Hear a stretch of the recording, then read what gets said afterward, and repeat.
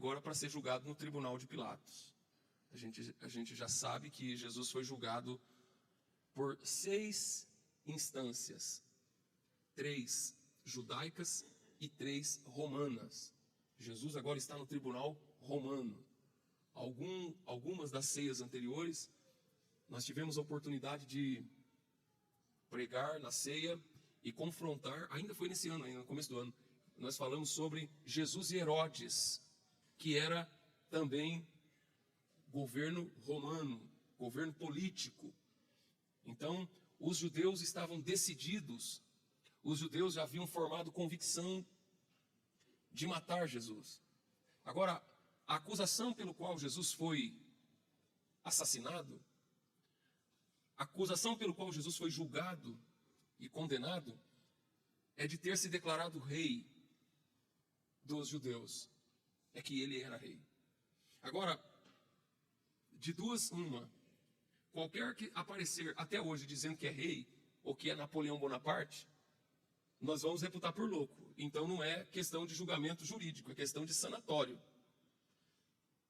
Você já parou para pensar nisso? Quando o caso de Jesus chega perante as autoridades, e eles começam a averiguar o mérito da acusação, e eles chega para eles o mérito, e a acusação é que ele era rei, e quando eles olhavam a acusação e olhavam o acusado, olha só, olhava a acusação e olhava para a feição do acusado, para o carpinteiro de Nazaré, para Jesus diante deles ali. O que eles viam? Um louco? Um doido varrido? Alguém que tinha que tomar um sossega-leão, alguém que tinha que estar sob efeito de remédio para controlar a insanidade? Alguém que tinha que estar sendo amarrado com camisa de força? O que eles encontraram? Por isso que Pilatos, quando conversou com Jesus, não viu nele nenhum tipo de desequilíbrio. Então, se a opção de ser doido já é facilmente anulada, cancelada, resta averiguar o mérito em si. É ou não rei? É ou não é rei? Porque rapidamente se percebeu que Jesus estava em pleno, na plenitude, no equilíbrio das suas faculdades mentais. E que ele não era louco. Mas os líderes judaicos decidiram de antemão matá-lo e levou então a Pilatos. Quando o caso chegou para Pilatos, Pilatos não quis se meter de antemão, ele não quis entrar no mérito dessa questão. Ele não quis admitir a procedência desse caso. Falou, isso aqui não é aqui que julga, vocês estão julgando. O nosso tribunal não serve para isso. São questões judaicas, vocês têm que se virar com ele. Mas havia uma pressão política entre a liderança judaica que emparedava o procurador, que no caso aqui era o Pilatos. Caso eles não fizessem o que eles queriam, Pilatos então poderia ser denunciado para o imperador, dizendo que o Pilatos estava sendo negligente porque um blasfemo, alguém que estava querendo se declarar rei, estava sendo negligenciado pelo próprio Pilatos. Então Pilatos é praticamente obrigado a receber, a admitir, se deparar com Jesus. E é aqui que é um ponto interessante. Porque olha o que o texto diz aqui, ó. Levaram Jesus da casa de Caifás para a audiência. E era pela manhã cedo. E não entraram na audiência para não se contaminarem e poderem comer a Páscoa. Eles estavam na véspera da Páscoa, e eles sabiam que se eles entrassem num departamento profano, numa repartição romana, eles ficariam inaptos para participar, e ficariam impuros religiosamente, cerimonialmente impuros para participar da Páscoa. E ao mesmo tempo que eles estavam preocupados em ficar cerimonialmente impuros, eles estavam motivados e convictos de que eles tinham que matar Jesus. Daqui nós depreendemos que eles estavam legalmente, eles estavam dentro do rigor da lei, do rigor da lei preceituada pelas escrituras e pelos costumes que eles viviam.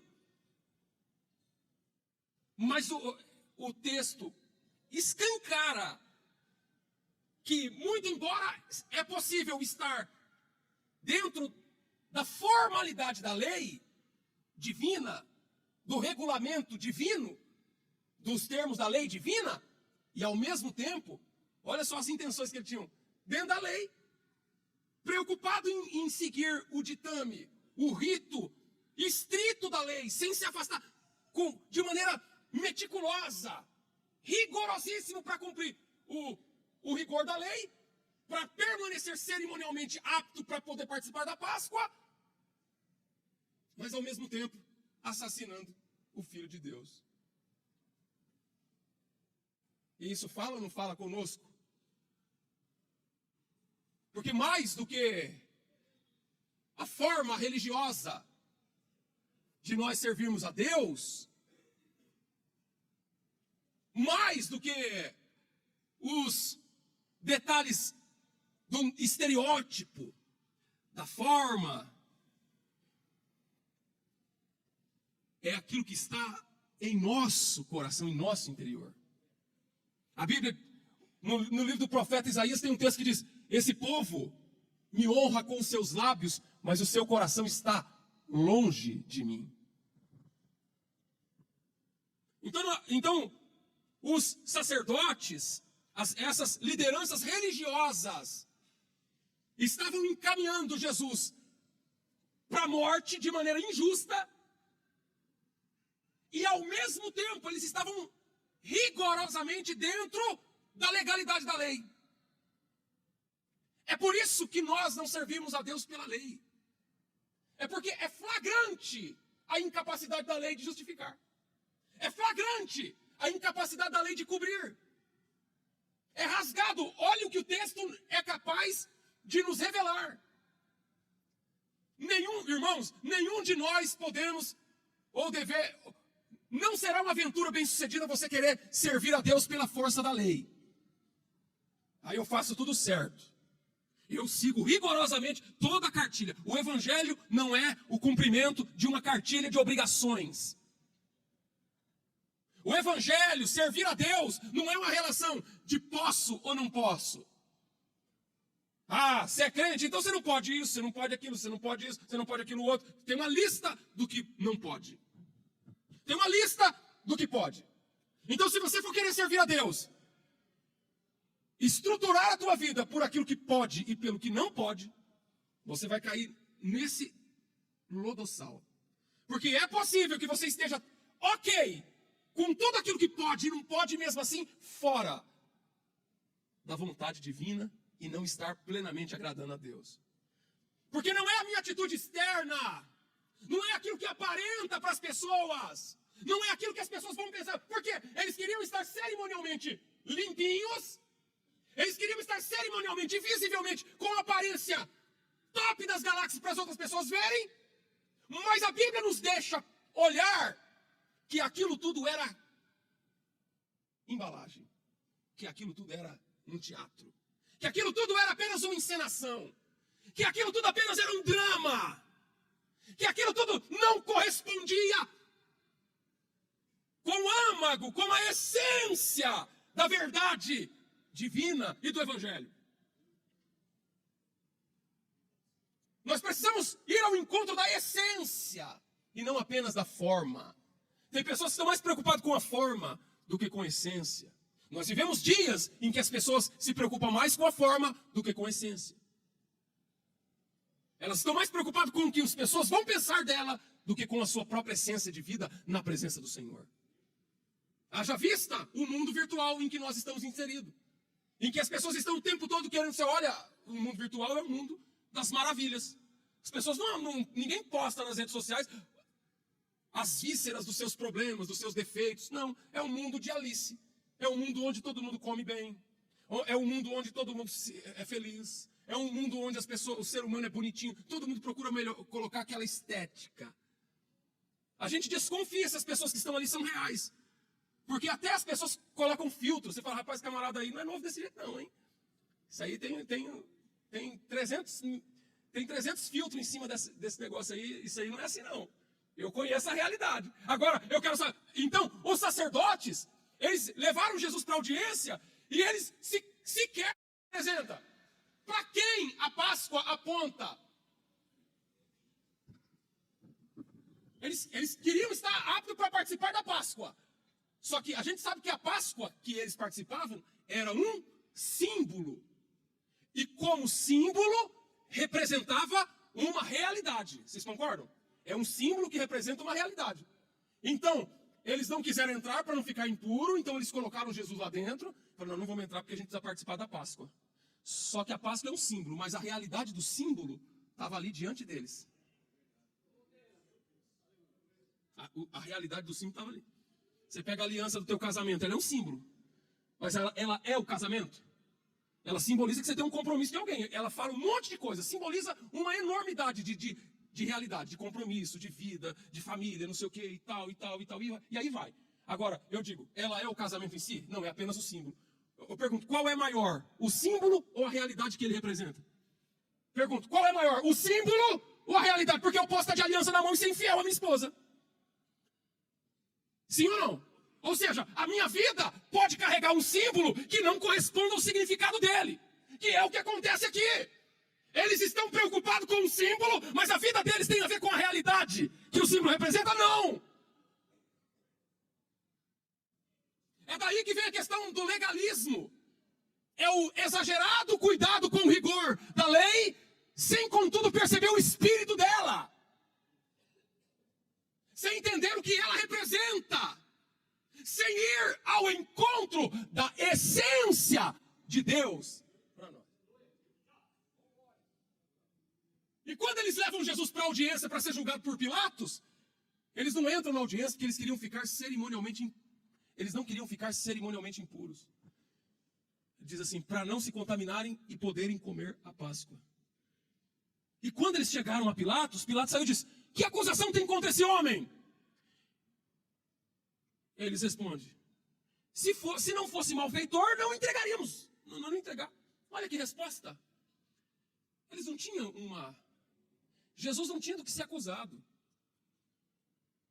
Se Jesus não tinha do que ser acusado, então acusa de qualquer coisa que vai. Que cola. Nós não temos que falar dele. O que tem para falar de Jesus? O que tem para falar de Jesus? Eu pergunto para os senhores e para as senhoras. O que é que se tem para apontar contra Jesus? Alguém fala assim, parei de ir na igreja. Por quê? Porque o fulano tal olhou feio para mim. Não é uma fofoca, nada, pastor. Não está dando, não. Esses dias vieram falar para mim um assunto desse jeito. Eu falei, mas e aí? E Jesus? Jesus também entrou na rodinha da fofoca para descer o sarrafo na pessoa? Não entrou não. Jesus também magoou o teu coração? Não, Jesus não fez nada para mim.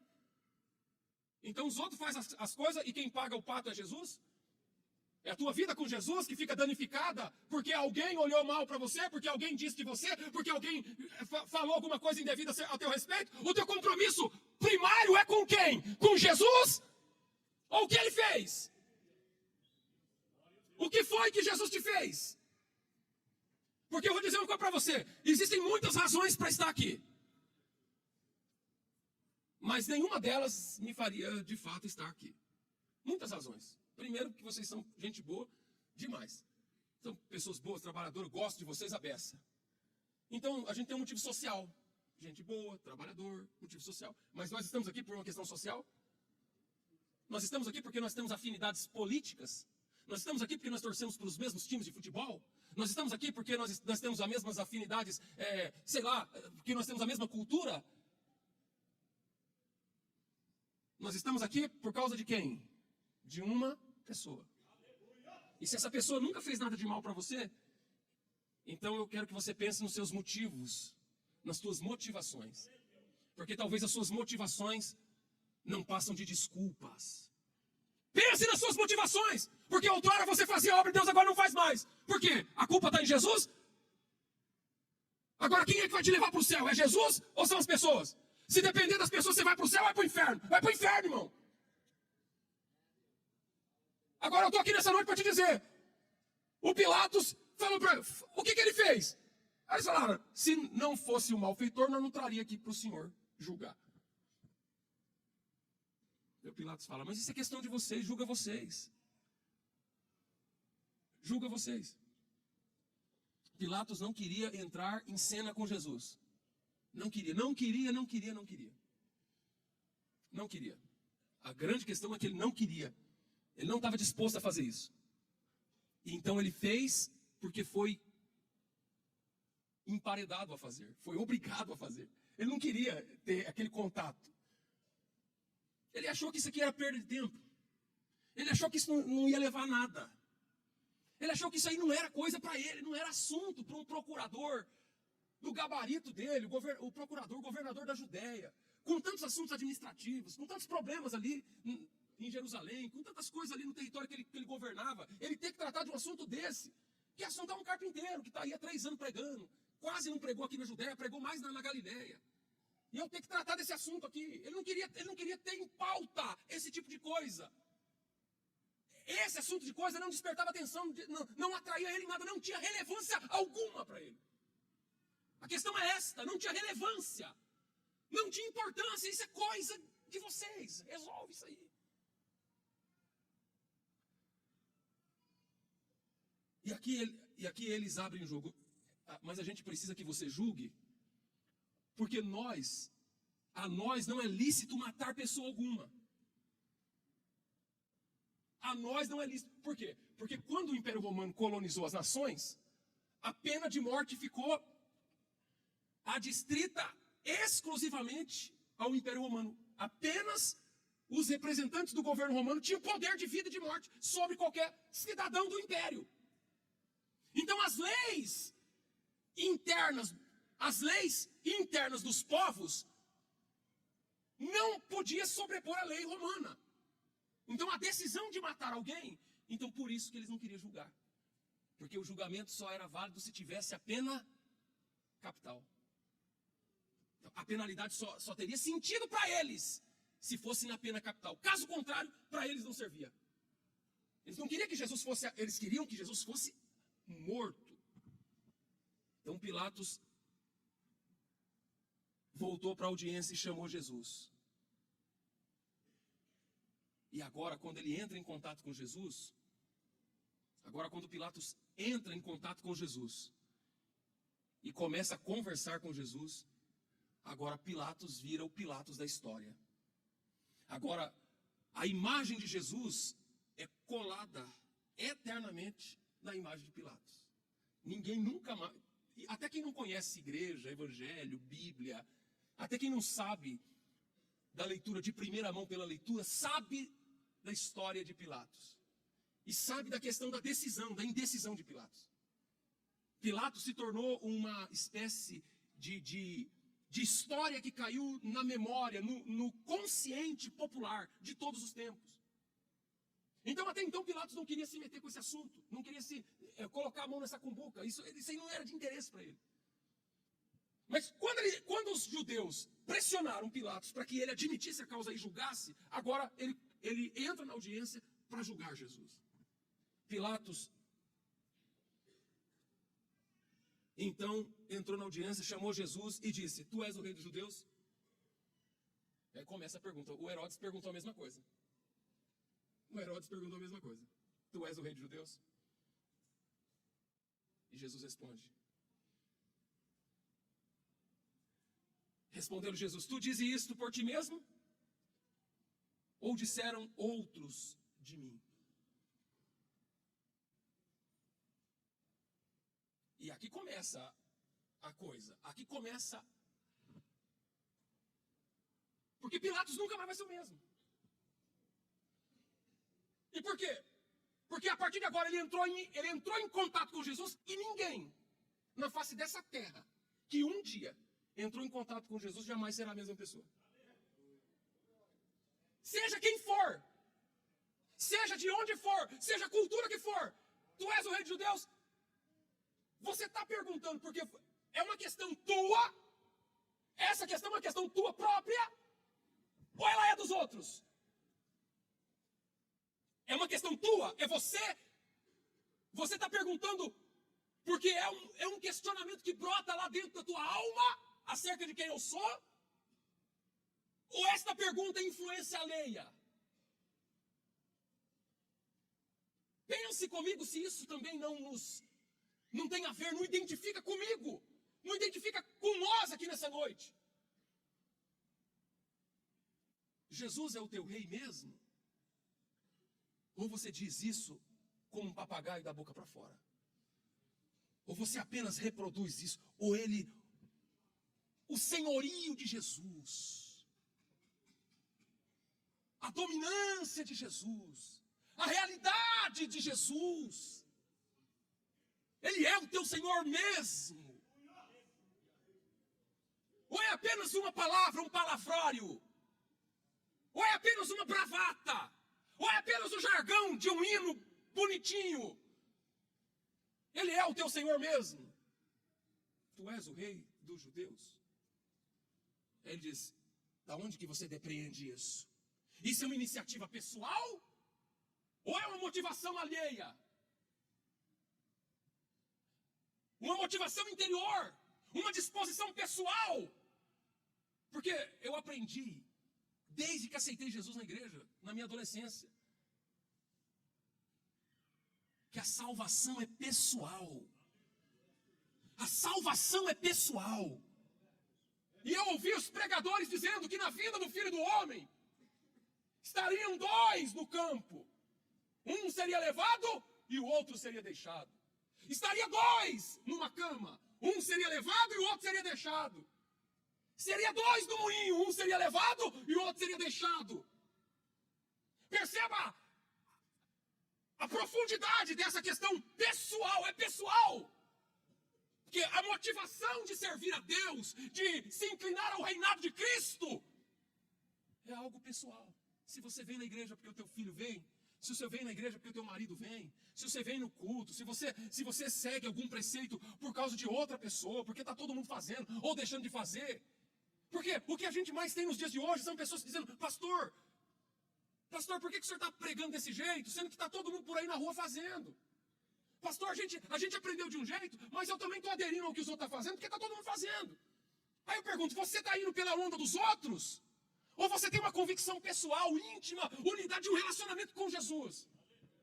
Jesus entrou de verdade na tua vida? Isso tem que... É a pergunta que tu és o rei mesmo? Aí ele fala, da onde que você tirou isso? Da onde que emergiu isso? Qual influência você tem para você dizer algo disso? É de você? Ou é dos outros? É você ou é os outros? Vou dizer uma coisa, irmão. Por exemplo, minha esposa não tem uma câmera 24 horas para me filmar, para ver cada passo que eu dou. Minha esposa não tem um monitoramento de pensamento, um chip que planta para monitorar o pensamento. Os pais não conseguem monitorar os pensamentos, os desejos e nem por onde os filhos andam 100%. Sim ou não? Nós não temos como monitorar. E o marido não tem como monitorar a esposa. Porque se o nosso compromisso não brotar de um temor a Deus, pastor, irmãos, eu deito e durmo, eu não vou ficar pensando no que os outros estão fazendo, não. Se você está fazendo coisa certa ou errada. Porque a salvação é pessoal. Porque o Espírito Santo está em você. Porque se o Espírito Santo não te acompanhar, irmãos, é o Espírito que acompanha. É o Espírito que trabalha. É o Espírito que gera a questão pessoal lá dentro de nós, para nós temermos a Deus. E é isso que me dá segurança da obra de Deus. Porque se Deus não cuidar, não tem quem cuida. Se Deus não guardar, não tem quem guarda. Se Deus não fizer, não tem quem faz. Isso vem de você ou é dos outros? É a pergunta, Jesus respondeu a pergunta. E por quê? Agora eu fico pensando, meu Jesus, como Jesus é inteligente? Porque tu és o rei dos judeus? Ele podia falar sim ou podia falar não. Ele pode falar assim, não, sim, sou o rei dos judeus. Pronto, acabou, sou o rei dos judeus.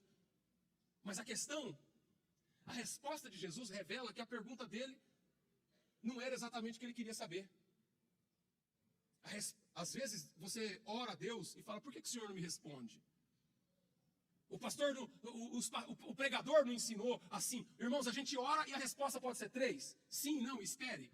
Eu já ouvi 300 pregadores dizer isso aí. Não, você ora e Deus pode dizer sim, não e espere.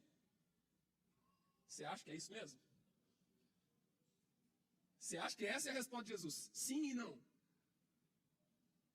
Não é. De jeito nenhum. E por quê?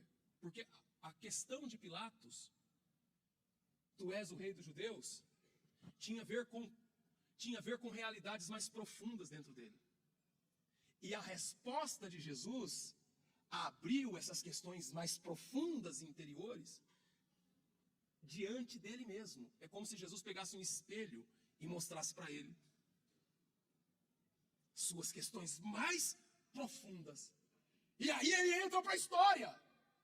Porque ele não vai ser mais a mesma pessoa a partir de agora.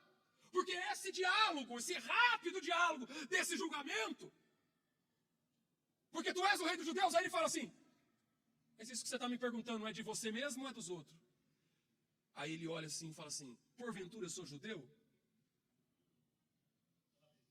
Eu sou judeu? Porventura eu sou judeu? A tua nação e os teus principais sacerdotes entregaram ser para mim. Aí Jesus diz, o meu reino não é deste mundo.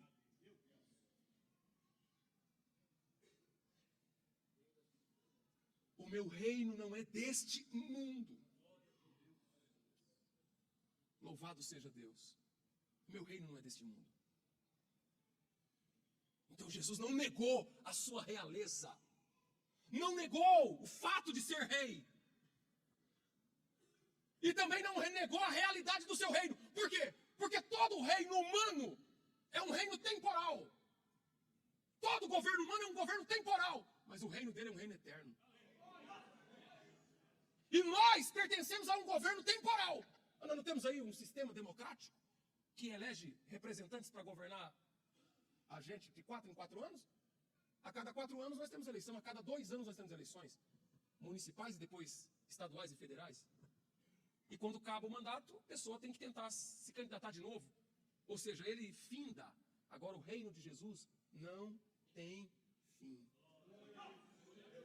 Não acaba. Esse reino não acaba.